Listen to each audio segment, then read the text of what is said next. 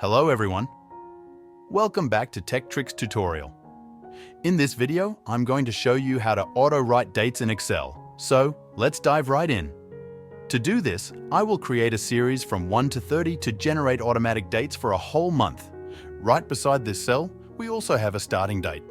First, type 1 in the cell where you want to start your series.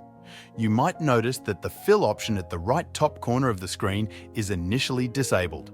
To enable it, click outside the cell and then click back on the cell containing 1. Now the fill option should be enabled. Click on the fill option, then click Series. Since we want the series in columns, select Columns. Enter 1 in the step value field and 30 in the stop value field. Click OK. This will create a series from 1 to 30. Now, click on the cell containing the starting date. You'll see a small square at the bottom right corner of the cell, known as the fill handle. When you hover over this corner, the cursor will change to a black plus sign. Double-click on the fill handle to autofill the dates down the column.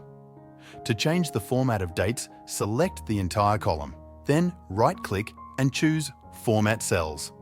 In the Format Cells dialog box, select Date and choose the desired date format. Click OK to apply the format.